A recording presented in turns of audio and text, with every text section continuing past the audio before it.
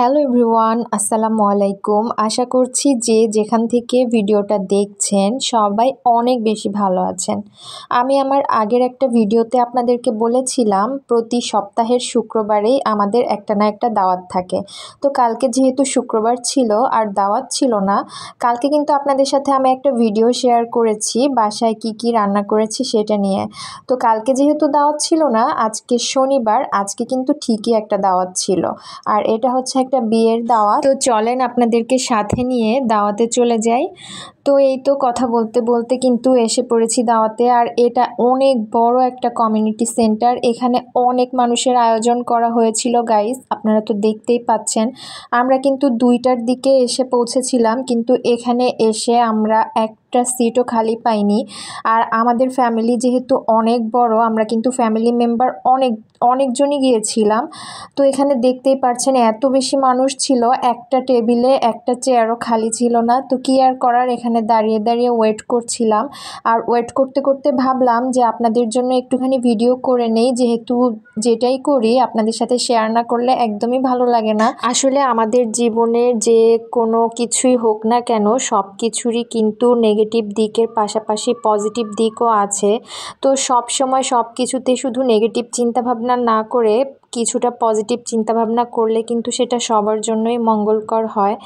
কারণ এখানে ওয়েট করছিলাম, সেটারও নিশ্চয়ই কোনো না কোনো পজিটিভ দিক আছে। সময় নষ্ট হচ্ছে, তার থেকে বড় ব্যাপার হচ্ছে এখানে অনেকেই এসেছে আমাদের রিলেটিভরা, তাদের সাথে কথাবার্তা বলছিলাম, গল্প করছিলাম, অনেক দিন পরে দেখা হলে যা হয় আর কি।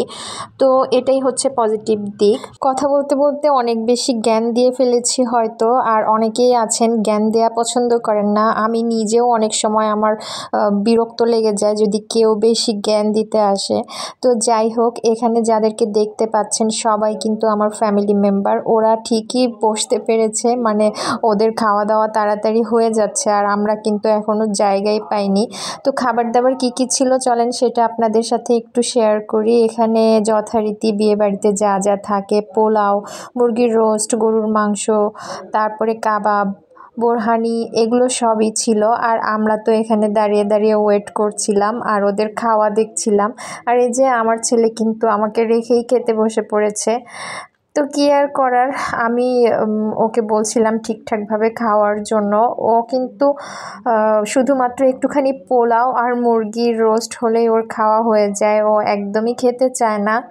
তো যাই হোক, আপনাদের কাছে কেমন লাগলো আমার ভিডিওটা সেটা অবশ্যই কমেন্ট করে জানিয়ে দিবেন। আর আপনারা আজকে সারাদিন কি করলেন সেটাও কিন্তু কমেন্ট করে জানিয়ে দিতে পারেন। আর আপনাদের কার কার বিয়ের দাওয়াত খেতে অনেক বেশি ভালো লাগে সেটা অবশ্যই কমেন্ট করে জানিয়ে দিবেন।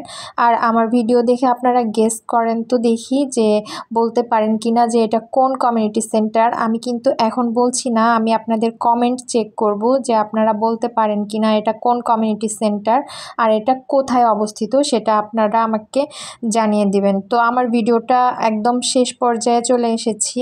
আপনাদের সবাইকে অনেক বেশি ধন্যবাদ ভিডিওটা শেষ পর্যন্ত ধৈর্য ধরে দেখার জন্য। সবাই অনেক বেশি ভালো থাকবেন, সুস্থ থাকবেন, আর আমাদের জন্য দোয়া করবেন। আল্লাহ হাফেজ।